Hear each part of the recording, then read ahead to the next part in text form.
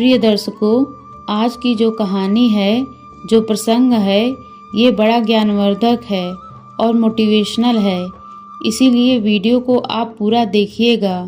प्रिय दर्शकों, आज की जो कहानी मैं सुनाने जा रही हूँ, ये कहानी एक नागिन के बदले की कहानी है। एक किसान और एक सांप की कहानी है। जो मनुष्य इस कहानी को पूरी ध्यान से सुनता है, उसके जीवन से समस्त प्रकार के विकार दूर हो जाते हैं। वो इंसान कभी भी गरीब नहीं रह सकता। सांप के बारे में तो आप सभी जानते होंगे कि सांप एक ऐसा जीव होता है जिसके पास मणि भी होती है, और जिस सांप के पास मणि होती है उस सांप को इच्छाधारी नाग कहा जाता है। प्रिय दर्शकों, जो इच्छाधारी नाग होता है वो सब कुछ करने में सक्षम होता है। वो हर वो काम कर सकता है जो इम्पॉसिबल होता है। कहानी शुरू करने से पहले जो लोग हमसे नए जुड़े हैं वो हमारे चैनल को सब्सक्राइब करें, बेल आइकन को ऑन करें ताकि आने वाले वीडियो का नोटिफिकेशन सबसे पहले आपको मिले, ताकि आप उसका फ़ायदा उठा सकें। तो शुरू करते हैं आज की ये कहानी। प्राचीन काल समय की बात है। एक किसान रोज अपने खेत में काम करने के लिए जाता था। वो किसान बैलों की जोड़ी लेकर अपने खेत में जोत करता था। उस किसान ने तकरीबन अपने पूरे खेत के अंदर बैलों की सहायता से जोत निकालती थी। प्रिय दर्शकों, अब किसान के खेत में कुछ कोने बचे हुए थे जिनमें हल नहीं पहुंच पाया। अब किसान जो खेत के कोने बचे हुए थे, उन खेत के कोनों में कुदाली लेकर वहां के जमीन को खोदने लग जाता है। किसान खेत के 3 कोने खोद देता है, और जब चौथे कोने में किसान पहुंचता है तो प्रिय दर्शकों, वहां पे दीमक जो बम्बी बनाती है वो एक छोटी सी बम्बी थी।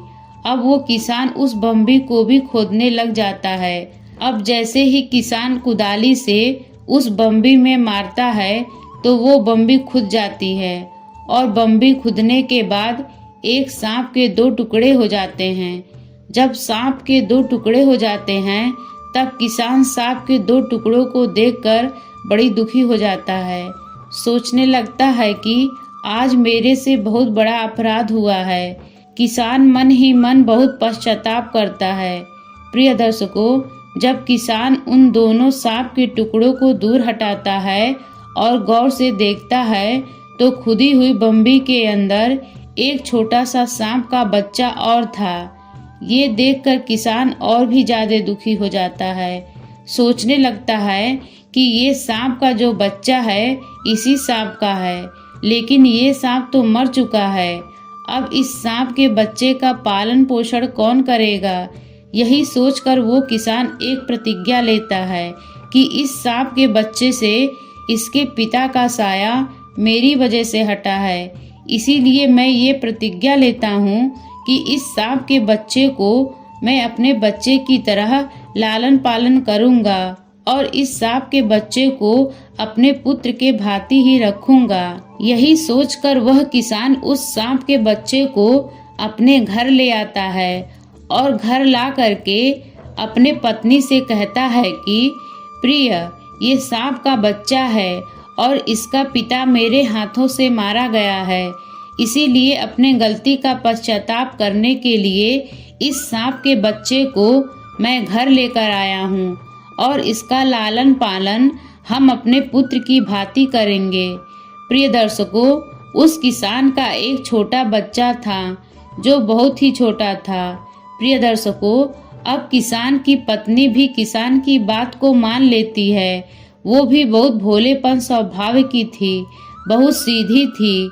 वो अपने पति से कहती है, एक तो मेरा स्वयं का पुत्र है, दूसरा ये सांप का पुत्र है।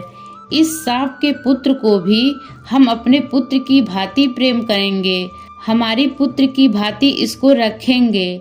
जिस वक्त किसान के हाथों वो सांप मारा गया था, उस वक्त उस बम्बी के अंदर वो सांप था और उसका बच्चा था। नागिन उस बम्बी के अंदर नहीं थी। प्रिय दर्शकों, जब किसान उस सांप के बच्चे को लेकर अपने घर आता है तो पीछे से वो नागिन उस बम्बी में आती है तो नागिन देखती है उसका पति सांप 2 टुकड़ों में बटा हुआ है और मरा पड़ा हुआ है। ये देखकर नागिन बहुत दुखी होती है, बिलाप करती है, चिल्लाती है। प्रिय दर्शकों, लेकिन कुछ नहीं होने वाला था। अब वो नागिन उस बम्बी के अंदर घुसती है और उसके बच्चे की तलाश करती है। तो प्रिय दर्शकों, उस नागिन को उसका बच्चा भी नहीं मिलता है। अब वो नागिन और भी ज्यादा दुखी हो जाती है, बहुत रोती है, चिल्लाती है, बिलाप करती है, क्योंकि अब उस नागिन का पूरा परिवार ही उजड़ गया था। एक तो उसका पति मारा गया, दूसरा उसका पुत्र नहीं मिल रहा था। अब वो नागिन सोचने लगती है कि जिसने भी मेरे पति को मारा है उसी ने शायद मेरे पुत्र को भी मार दिया है। यही सोचकर नागिन खूब जोर जोर से रोती है, खूब चिल्लाती है, लेकिन ना तो उसका पति जीवित होता है और ना ही उसका पुत्र मिल पाता है। प्रिय दर्शकों, अब अंत में जा करके नागिन भी एक प्रतिज्ञा लेती है। अपने पति के मरी हुई लाश के समक्ष जाकर एक प्रतिज्ञा लेती है और नागिन प्रतिज्ञा इस तरह की करती है कि जिसने भी मेरे पति को मारा है, मेरे पुत्र को मारा है, उसका भी मैं वंश खत्म कर दूंगी, उसके परिवार में एक को भी जिंदा नहीं छोड़ूंगी। इस तरह की प्रतिज्ञा नागिन ले लेती है। अब वो नागिन इस तलाश में लग जाती है कि मेरे पति और मेरे पुत्र का हत्यारा कौन है, उसका कातिल कौन है। इस तलाश में नागिन लग जाती है। अब दूसरे दिन फिर से किसान अपने खेतों में जाता है और बची हुई जमीन को कुदाल से खोदने लग जाता है। अब जैसे ही किसान खेत में पहुंचता है और जमीन को उसी कुदाली से खोदने लग जाता है जिस कुदाल से सांप की मृत्यु हुई थी। उस कुदाल पर सांप का खून लगा हुआ था। प्रिय दर्शकों, अब नागिन भी उस दिन उस बम्मी पर बैठी हुई थी। अब जैसे ही किसान कुदाल लेकर जमीन खोदने लगता है तो उस नागिन की नजर उस कुदाल पर चली जाती है और कुदाल को देखती है। उस कुदाल पर खून लगा हुआ है। कुदाल पर लगे खून को देखकर नागिन सोचने लगती है कि यही वो किसान है जिसने मेरे पति को और मेरे बेटे को मारा है। प्रिय दर्शकों, अब नागिन को पता चल जाता है कि उसका पति और उसके पुत्र का कातिल कौन है। अब नागिन अपनी प्रतिज्ञा पूरी करने में लग जाती है। नागिन सोचने लगती है कि सबसे पहले इस किसान के घर का पता लगाऊंगी, उसके बाद ये पता लगाऊंगी कि इसके परिवार में कितने सदस्य हैं। उसके बाद एक एक को डसना शुरू करूंगी, एक एक को गिन गिन के मृत्यु के घाट उतार दूंगी। इस तरह की एक रणनीति नागिन बना लेती है। प्रिय दर्शकों, अब जैसे ही वो किसान शाम के वक्त खेतों में से काम बंद करके अपने घर की तरफ लौटता है, उस किसान के पीछे पीछे वो नागिन भी किसान के घर के तरफ रवाना हो जाती है। अब जैसे ही किसान अपने घर के अंदर जाता है तो नागिन भी पीछे पीछे उसके घर तक पहुंच जाती है। अब किसान घर के अंदर घुस जाता है। किसान की पत्नी दरवाजा बंद कर देती है और नागिन बाहर रह जाती है। अब नागिन किसान के घर के अंदर प्रवेश करने के लिए जगह ढूंढती है, लेकिन उसको कहीं पे भी जगह नजर नहीं आती है। प्रिय दर्शकों, अब नागिन पास में ही पड़े कूड़े कचरे में घुस करके बैठ जाती है और इंतजार करती है कि किसान कब अपने घर के दरवाजे को खोलेगा और कब मैं इसके घर के अंदर प्रवेश करूं। प्रिय दर्शकों, कुछ ही समय बाद किसान की पत्नी अपने घर के दरवाजे को खोलती है और कुछ काम के लिए घर से बाहर चली जाती है। प्रिय दर्शकों, इसी मौके का फायदा उठाकर नागिन किसान के घर के अंदर प्रवेश कर जाती है। अब जैसे ही नागिन किसान के घर के अंदर प्रवेश करती है तो सबसे पहले किसान का एक छोटा पुत्र नागिन को नजर आता है, जो कि पालने में झूल रहा था। अब नागिन सोचने लगती है कि क्यों ना सबसे पहले इस किसान के पुत्र को ही खत्म करूं, ताकि इसको ये पता चले कि पुत्र का वियोग होता क्या है। यही सोचकर वो नागिन किसान के पुत्र के पालने की तरफ जाती है और पालने पर चढ़ करके किसान के पुत्र को डस लेती है। किसान के पुत्र को डसने के बाद किसान के घर से बाहर निकल जाती है। अब जैसे ही नागिन किसान के घर से बाहर निकलती है तो किसान की नज़र नागिन पर पड़ जाती है।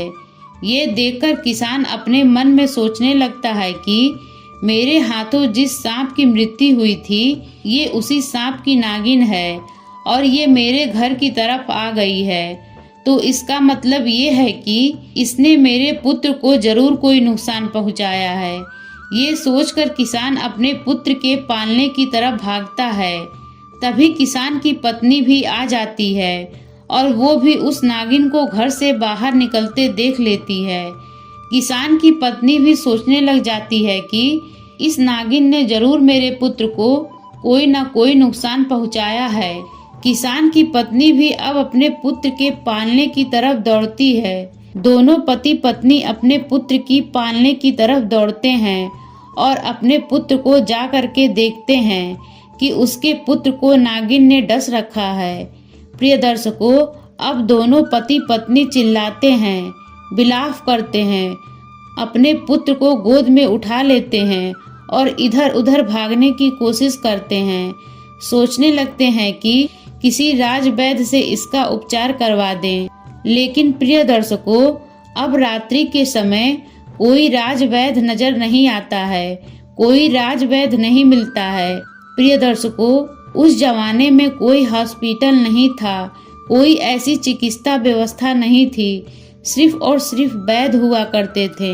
प्रिय दर्शकों, अब कुछ ही देर में किसान के पुत्र को जहर चढ़ जाता है और जैसे ही जहर चढ़ता है तो किसान के पुत्र के मुंह से झाग निकलने लगते हैं, आंखें नीली पड़ जाती हैं, पूरा बदन नीला पड़ जाता है।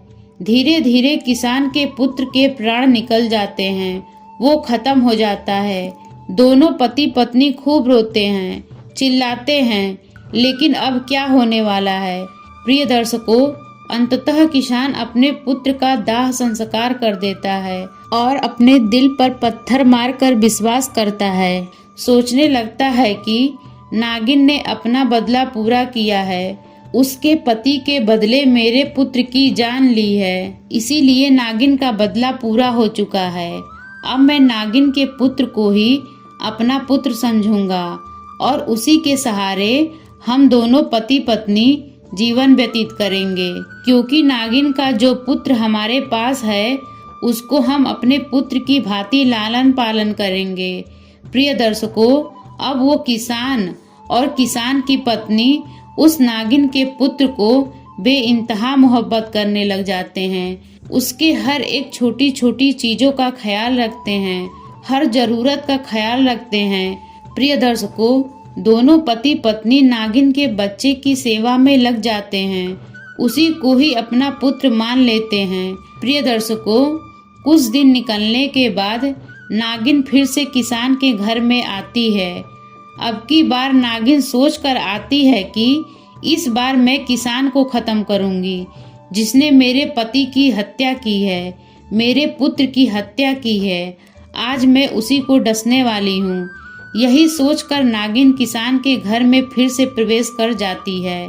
अब जैसे ही नागिन किसान के घर में प्रवेश करती है तो नागिन देखती है कि किसान और किसान की पत्नी एक सांप के छोटे बच्चे को दूध पिला रहे हैं और बड़े प्यार से पिला रहे हैं। पुत्र पुत्र कह के नागिन के बच्चे को दूध पिला रहे हैं। ये देखकर नागिन बड़ी चकित रह जाती है। सोचने लगती है कि किसान और किसान की पत्नी मेरे ही पुत्र को दूध पिला रहे हैं। नागिन अपने पुत्र को पहचान जाती है और सोचने लगती है कि ये तो मेरा ही पुत्र है और मेरे पुत्र को किसान और किसान की पत्नी दोनों लोग एक पुत्र की भांति प्रेम कर रहे हैं। ये देखकर नागिन बड़ी आश्चर्यचकित हो जाती है और अपने मन में सोचने लगती है कि मैं तो इस घर में एक बदले की भावना से आई थी। मैं तो यही सोच रही थी कि इस किसान के संपूर्ण परिवार को खत्म कर दूंगी। एक भी इंसान को जीवित नहीं छोड़ूंगी।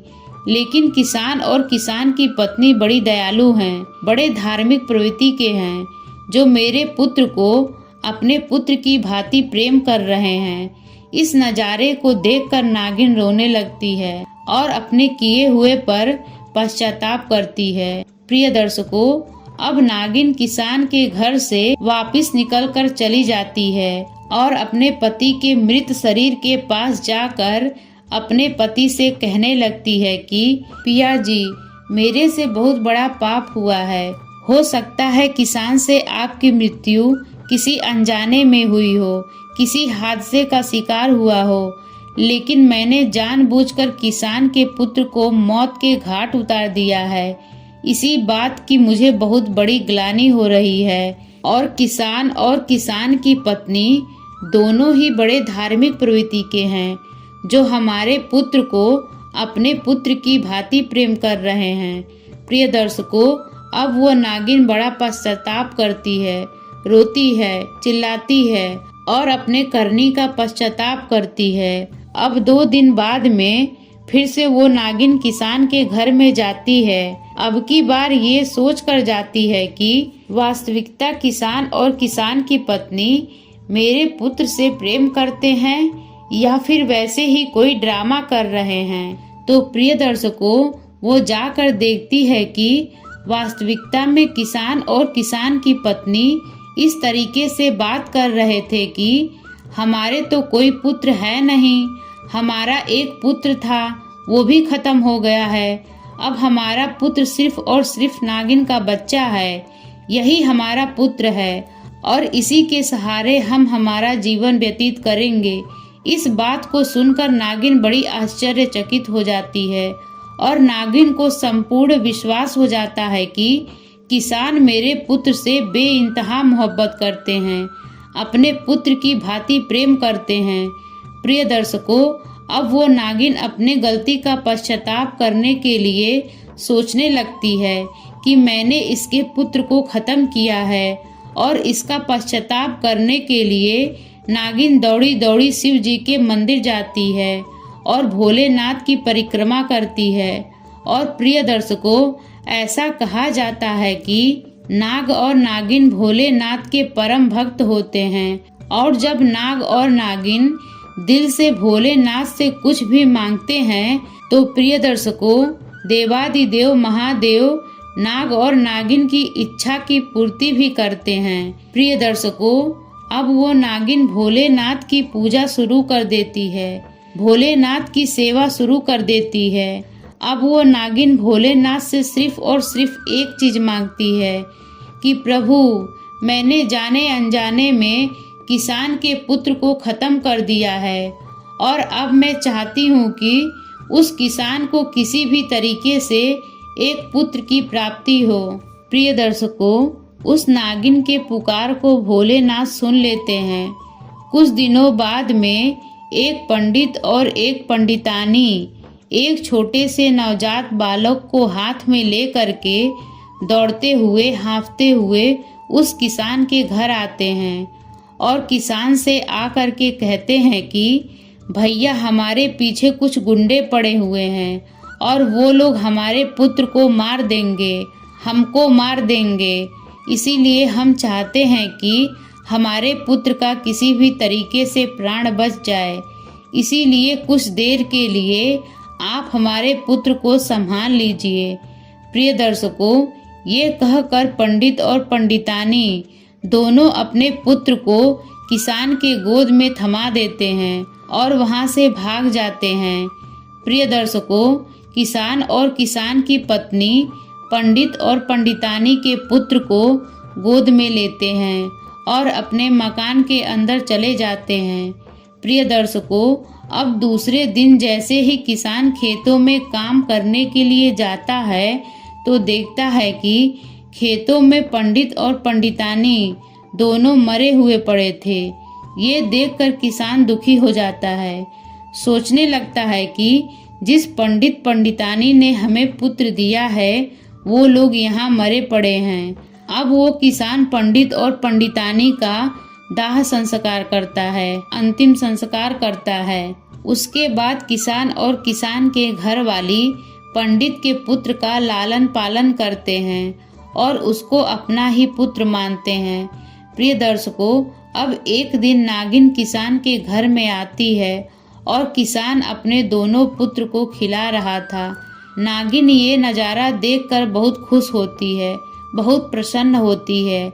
नागिन सोचने लगती है कि किसान वास्तविकता में धर्म आत्मा आदमी है, पुण्य आत्मा है। ये सोचकर नागिन वहाँ से वापस लौटने लगती है, लेकिन फिर से नागिन के दिमाग में ख्याल आता है कि अब मेरे जीने का कोई इच्छा नहीं है। प्रिय दर्शकों, उस नागिन के पास में नागमणि थी। अब वो नागिन धीरे धीरे किसान के पास जाती है और किसान के पास जा करके एक औरत का रूप धारण करती है और औरत का रूप धारण करके उस किसान से कहती है कि किसान, मैं तुम्हें एक चीज़ देने आई हूँ, इस चीज़ को तुम संभाल करके रखना और ये चीज़ तुम्हारे घर में हमेशा रहनी चाहिए। कभी भी किसी को मत देना, भूल कर भी किसी अन्य व्यक्ति को मत देना। प्रिय दर्शकों, तब वो नागिन किसान को अपनी नागमणि दे देती है। नागमणि देने के बाद औरत के रूप से फिर नागिन बन जाती है। अब वो किसान समझ जाता है कि ये वही नागिन है और अपने पुत्र को सहलाती है। अपने पुत्र को सहलाने के बाद किसान से कहती है, किसान, मेरे पुत्र का हमेशा ख्याल रखना, लेकिन इतना ज़्यादा विश्वास भी मत करना, क्योंकि हमारी जो प्रजाति है ये दुष्ट प्रजाति में गिनती आती है। इसीलिए मेरे पुत्र पर इतना ज़्यादा विश्वास भी मत करना। अब मेरा पुत्र स्वयं की रक्षा करने में सक्षम है, ये बड़ा हो चुका है। यदि मेरा पुत्र भविष्य में तुम्हारे साथ कुछ गलत करता है तो तुम्हारे पास मेरी नागमणि है। जब भी मेरा पुत्र यदि गलती से भी किसी को डस ले तो इस नागमणि को उस स्थान पर रख देना जिस जगह नाग डसता है। तुरंत उसका जहर खत्म हो जाएगा और वो व्यक्ति स्वस्थ हो जाएगा। प्रिय दर्शकों, ये कहकर नागिन वापस उस किसान के घर से निकल जाती है और अपने पति के पास जाकर अपना प्राण त्याग देती है। उसके बाद किसान नाग और नागिन का भी दाह संस्कार करते हैं। प्रिय दर्शकों, इस तरीके से उस किसान का परिवार संपूर्ण हुआ। उसके बाद किसान पंडित का पुत्र और नागिन का पुत्र यानी नाग दोनों को अपने पुत्र की भांति प्रेम करते हैं। प्रिय दर्शकों, कुछ समय निकलने के बाद वो नाग भी भगवान की भक्ति करने लग जाता है, भोलेनाथ की भक्ति में लग जाता है और उसे भी एक नागमणि प्राप्त होती है। प्रिय दर्शकों, अब वो नागिन का पुत्र भी कभी कभी मनुष्य के रूप में अपने माता पिता के पास यानी किसान के घर आता है। इसी तरीके से उसका जीवन व्यतीत होने लगा। प्रिय दर्शकों, उस किसान के घर में किसी अन्य धन की किसी भी चीज की कोई कमी नहीं थी। वो किसान हमेशा धर्म पुण्य में विश्वास रखता था। प्रिय दर्शकों, ये कहानी यहाँ समाप्त होती है। हम उम्मीद करती हूँ कि आज की ये छोटी सी कहानी आप लोगों को बेहद पसंद आई होगी और इस कहानी से आप ढेर सारी प्रेरणाएं भी लेंगे। इसी तरह की कहानी देखने के लिए हमारे चैनल को सब्सक्राइब करिए, वीडियो को लाइक करिए, कमेंट करिए। कहानी देखने के लिए आप सभी लोगों का बहुत बहुत धन्यवाद।